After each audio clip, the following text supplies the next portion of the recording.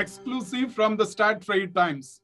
Eastern Air Holdings and Flexport yesterday announced a cargo partnership to provide the much-needed capacity to global air freight market. With this multi-year partnership, Flexport becomes the launch partner for Eastern's express freighter service. This is not what is come to be known as the cargo-only passenger flights or freighters since the beginning of COVID. This is a true Class E certified cargo aircraft. Eastern is not making any structural changes to the aircraft, such as increasing the weight-bearing strength of the main deck or cutting in a wide cargo door. After stripping the interior, Eastern is installing a 9G cargo restraint system, a smoke barrier, and liners on the walls and ceilings. The innovative design that converts the wide-body Boeing 777 passenger aircraft into a true cargo aircraft will enable Flexport clients to fulfill consumer demand and keep goods moving with speed, reliability, and end-to-end visibility. The Eastern Boeing 777 Express Freighter is the first of its kind in the market, designed specifically for cross-border e-commerce shipments. Eastern had purchased 35 Boeing 777 passenger jets, and it plans to convert these aircraft with a freighter-light model because it is focusing on low-dense and volumetric cargo commodities. Eastern is expected to begin flying its express freighters once approved by the Federal Aviation Administration twice weekly between Chicago and Hong Kong and Chicago and Saigon's Ho Chi Minh City on behalf of Flexport. The first Boeing 777-200 extended range aircraft has almost completed the conversion process, and Eastern expects to have this aircraft enter service as early as the second quarter of 2022. Last month, Flexport said that it will add a third Boeing 747-400 to its in-house airline operated by Atlas Air, and this is likely to begin in September 2022. Atlas currently operates flights 6 to 7 times a week for Flexport from Asia to Los Angeles and Miami. Interestingly, Flexport had its dedicated freighter service from 2018 with its own livery through its contract with NCA's ACMI subsidiary Plus Logistics and was using an NCA-leased Atlas Air aircraft. But in January 2020, weeks before the pandemic, Flexport ended the service because of the poor market conditions. Flexport, founded in 2013, is the digital platform for global logistics. Companies of all sizes, new and old, use Flexport technology. And in 2021, Flexport supported the movement of nearly $19 billion of merchandise across 112 countries. Flexport's Executive Vice President and Global Head of Air Freight, Neil John Shaw, joins me from Amsterdam to discuss a bit more in detail about the latest announcement and what it means for the global air freight market that continues to be in severe supply constrictions. Neil, great to have you join us for this conversation. I'd like to begin with yesterday's announcement. What made you the decision to go with Eastern? To get to your question, we've been talking to Eastern for several months now about their express freighters. I've been intrigued with the idea since they announced it almost a year ago. We have an acute capacity need in the world today. We have supply chains that are broken down. We have more demand than we have capacity for, particularly in the Trans-Pacific. And I think we're going to remain in this sort of an imbalance for the coming 1 to 2 years at a minimum. So I really like the idea of the express freighter. I like the idea of how quickly this capacity comes to market. It can actually make a difference today, Reggie. And that's something that we were keenly interested in. We're a very fast-growing company. We anticipate our air freight volumes are going to double again this year after doubling last year. And somehow we need to fuel that growth. I've known the Eastern management team for many, many years. I trust them, and they're good people. And I really think that they can pull this off. So we're excited to be the launch customer. And this is 2 weekly services to Asia that's connecting Chicago to Saigon's Ho Chi Minh City and Hong Hong Kong. When do you expect to have this capacity coming into the market? Right. So just to clarify, we're going to operate 4 weekly frequencies, 2 to Hong Kong and 2 to Ho Chi Minh. Both are going to originate in all of the frequencies will originate in Chicago, but we're not necessarily tied to Chicago. We can operate additional frequencies or move the frequencies to any airport of our choosing. We are anticipating getting started in the month of May with the fully converted express freighters. Right now we're targeting between May 1 and May 15, but there still is an FAA certification process that Eastern needs to go through. The timeline of which is not clear. The FAA timelines are not shared with us or shared publicly, and so we will await the results of that body of work. And as soon as that's completed, we will begin operating these flights. Would you expect to increase the frequencies either to Asian destination or also to the origins in the US? Yeah, that's a great question, and right now we're starting out conservatively. We don't want to stress the operation. Our focus is on reliability out of the gate, and once Eastern is also new to this operation, right?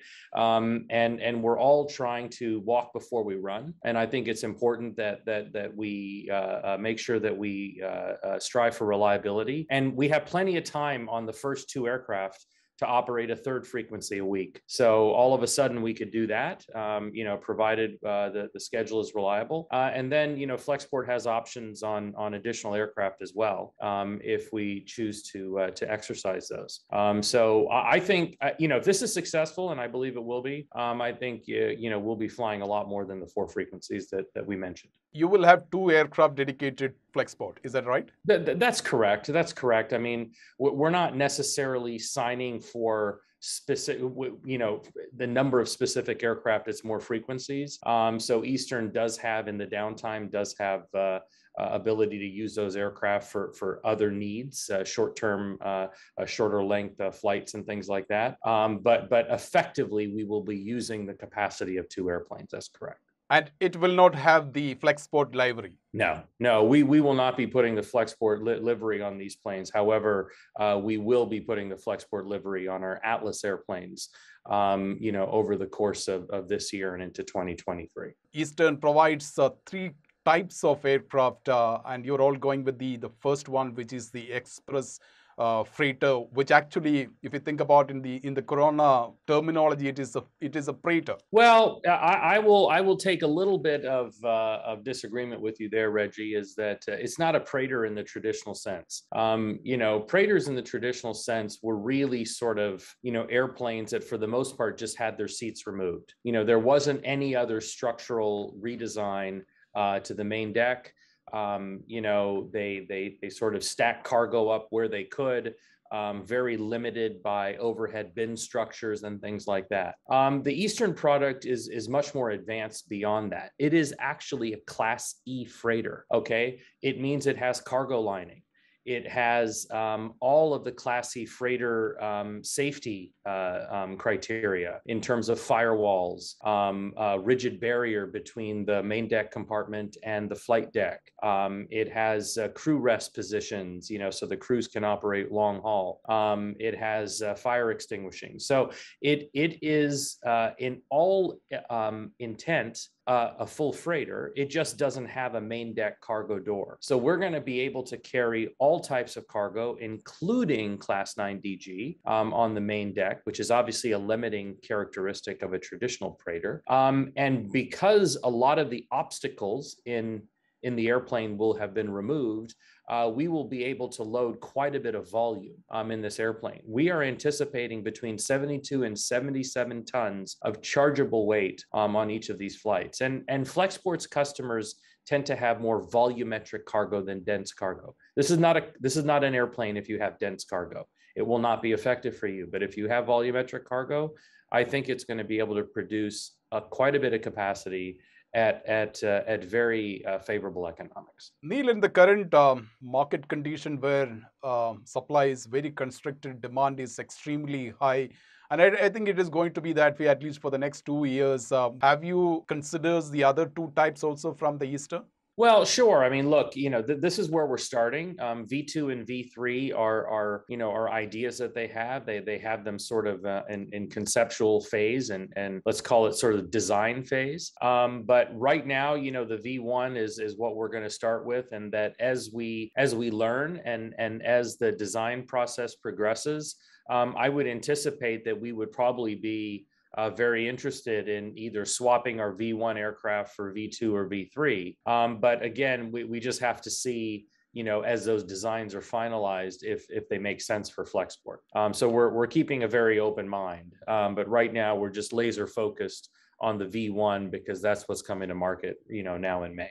And how long is the contract signed for? It's a multi-year contract, I believe. It's a multi-year contract. I'm not going to go beyond that in terms of our contractual terms, but this is not quote unquote just short-term capacity to fill a need over the course of the next several months. This we are thinking about this as a long-term opportunity. Flexport has always been known from day one to play the long game. We don't make decisions for weeks or months at a time. We make decisions looking out 2 to 5 years, and so there's nothing unique about this decision in terms of our overall strategy. Neil, did you consider any other conversion programs on the wide body 777? Quite a lot of them have come up in the last year and a half too. You have to separate because there are the full conversion STCs that are being pursued by IAI BEDAC, in partnership with GCAS. You have Mammoth, right, that's going after the 777. Those are full scale conversion programs, 2-3 year development programs, massive conversion costs, et cetera. And then there are these companies like Eastern that are looking to do these sort of quick conversions that don't change the structural nature of the aircraft, but make it, let's say, 80% cargo capable, right? And while we are keeping our eyes on the bigger conversion programs for sure, we think they're going to be very important, particularly 2-3 years in the future. This capacity that Eastern is developing really presented a very unique near-term opportunity, and so they were the only ones that we considered to operate, to operate these flights. And these aircraft, I want to be clear, these aren't Flexport doing conversions. These are Eastern-owned converted aircraft, and they have their own conversion house that they own called Foxtrot Aero in Kansas City. They own that conversion. They're the design behind it. They're doing the physical labor in partnership with Standard Aero. And no, we didn't consider any other operator or any other aircraft for that matter. Can you tell us about the progress on Atlas Air partnership? I mean, our Atlas Air partnership, is foundational to our procurement strategy.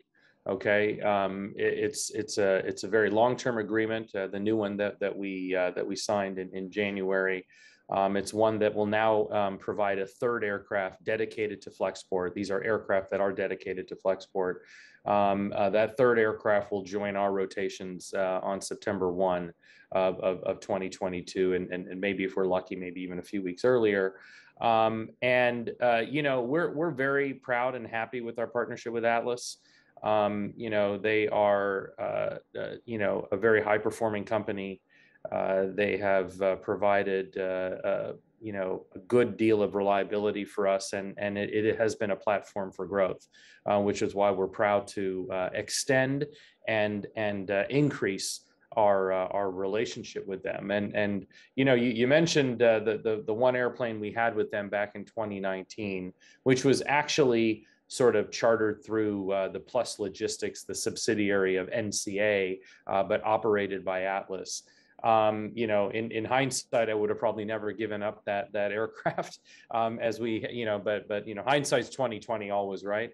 But this as we headed into the pandemic, but who knew? But with this new deal with Atlas, it is our plan to put a Flexport livery once again, on the aircraft, beginning in July, August of this year. And as the aircraft come up for heavy maintenance, we'll take those opportunities to paint them as well. But it's an exciting partnership. It's one that has some very deep roots now.